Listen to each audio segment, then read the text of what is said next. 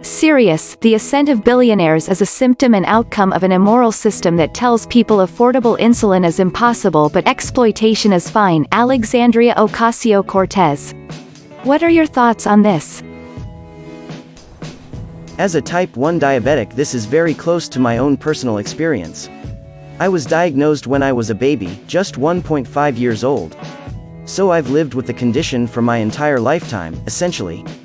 Many people are unaware of what type 1 diabetes actually is, so I'll give a basic rundown just FYI. Type 1 diabetes is an autoimmune condition in which the immune system targets and destroys the cells in the pancreas that produce insulin, beta cells in the islets of Langerhans. Insulin is a critical hormone that allows the body to metabolize glucose for energy. An untreated type 1 diabetic will die within a couple of days, without insulin. Contemporary insulins, Humalog, Novolog, and Lantus, etc., have been around for decades with only minor tweaks to the production of those insulins. The price for a 10 ml vial of Humalog or Novolog was around $20, over the counter, without insurance. Those same insulins are now priced at $300 over the counter, without insurance. That's an astronomical price increase without any major change to the formula or production method used. I may be off the mark here in just talking about the price of insulin and not talking about billionaires, but you don't need billionaires to understand just how ethically bankrupt our systems are when a product like insulin, which is necessary for survival, is priced at a point of such staggering profit. It costs something like $6 to produce a 10 ml vial of life-sustaining insulin, which is then priced at $300. People die because they can't afford to pay that. It's just wrong. I've never had to depend on insulin, but I do have to take anti-rejection medicine every 12 hours for the rest of my life or else I will die, and it is expensive as hell, and it used to be worse before there was generic tacrolimus. I remember losing my job and it was a devastating blow. I was desperate to get my medicine and it cost over $3,000 for a 1-month supply. It's no way to go through life. If everyone had experienced what I've gone through in my life, there wouldn't be a question in their mind whether healthcare is a right or privilege. We need to pool our money and take care of everyone regardless of their financial status. The problem with accumulating wealth at any cost is that it's an extremely short-sighted view. Corporations think in quarters rather than decades or centuries. I'm not advocating for the Soviet brand of communism or whatever China is doing this week, but we need some long-term thinking that includes the good of the world and humanity in general, while also understanding that people are individuals, not cogs in a machine. Also, monopolies need to be broken up and dealt with harshly. No business wants to compete with anyone else, every business wants to become a monopoly and corner the market. That's why there need to be safeguards. Companies need to be made wary of becoming a monopoly. That might force them to engage in some fair practices and care about consumers for a change. If you want to get a little more outraged, Sir Frederick Banting, Canadian, gave away the patent for insulin so that it wouldn't be expensive. He is quoted as saying, ###, insulin does not belong to me, it belongs to the world. Capitalism, or whatever you want to call our current economic system, does not prohibit free insulin. Source, UK diabetic right here. I think this is a US problem, not a fundamental issue with the Western economic system. I don't think it's very true. We have many issues, but billionaires aren't a major issue. They are just an easy target. Billionaires are a popular target because they are visible, and the idea of someone having $100 billion evokes visceral disgust in anyone that's struggling for money, but there is nothing inherently wrong with people being rich.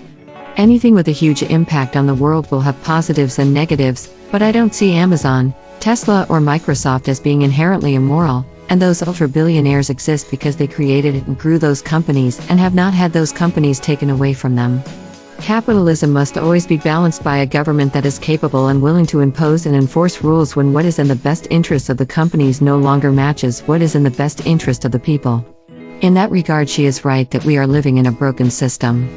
You can point to corporate money as a huge issue, but companies will always act in their best interests, and if our government is unable to make decisions without being influenced by companies, that is a failing of our government and those leading it. However, the core issues that are hurting people are due to the industrial revolution we are in the middle of.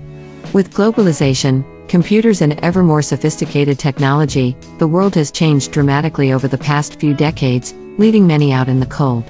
This isn't the first time humanity has experienced such a revolution, and life will have likely improved in many amazing ways by the time it is over, but when the fabric of society shifts so dramatically, there will be pain.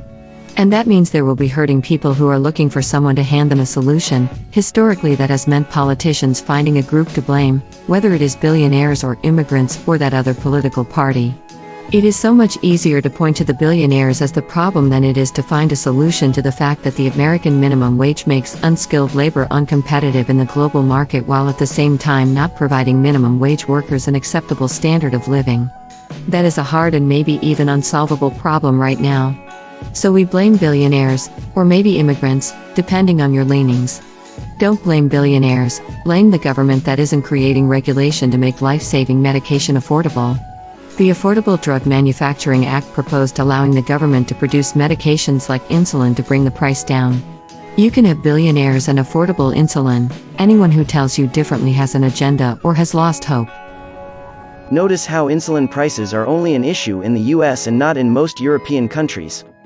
That is because European politicians are usually not in beds, sometimes literally, with pharma companies, and strong regulation is a thing.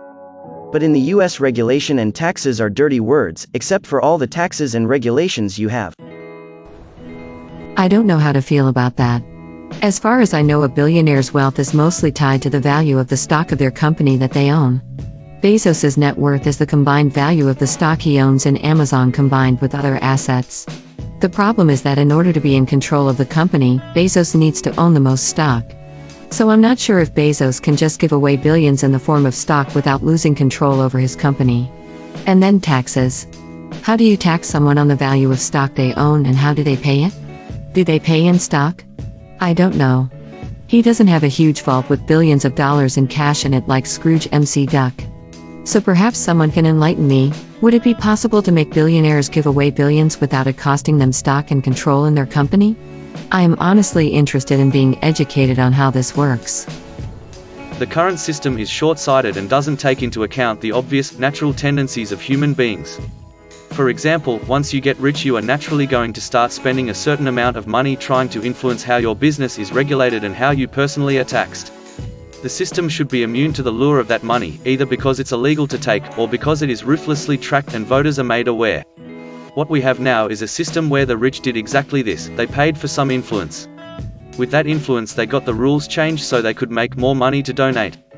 Once it became crazy expensive to win office, it was in the interests of both the rich and the politicians to change how it was possible to donate, and how donations were tracked. So the rich have started to capture our democracy. It hasn't worked completely yet, but the trend is there, and it's getting worse every election cycle, whether we realize it or not. Twitter isn't a good medium for addressing complicated issues.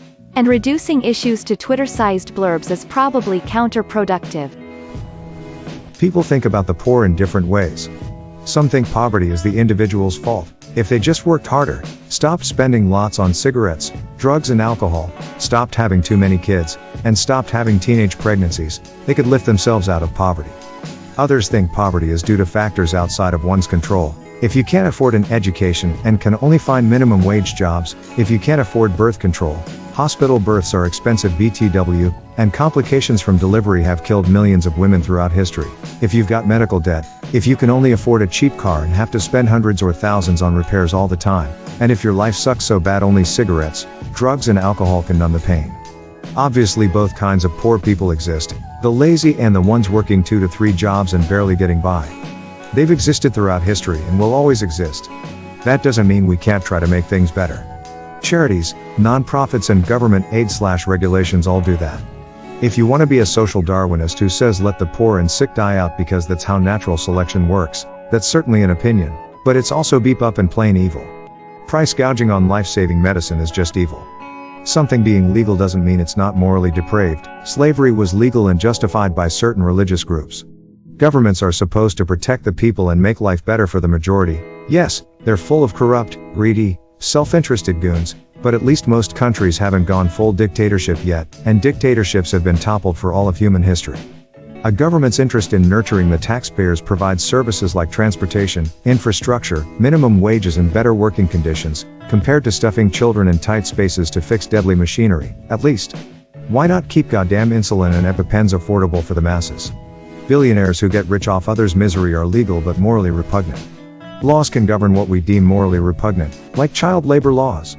Reactions to laws can be unpredictable and contradictory to the intent, like British rewards for dead cobras in India leading to people breeding cobras, and when the reward was cancelled, they released all the cobras into the wild. Putting price controls on medicines can lead to unintended consequences, like letting the insulin itself be cheap but charging a fortune for the bottle it came in. That doesn't mean we can just give up, though.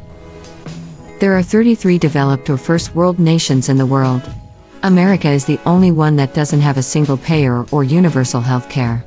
All 32 others do. This question is about a very American issue. Literally all of Europe not have this issue. So that's your problem, Americans who are willing to allow the American way to live on. May your day be filled with joy and happiness. And please remember to like, share, and subscribe for more quality content every day.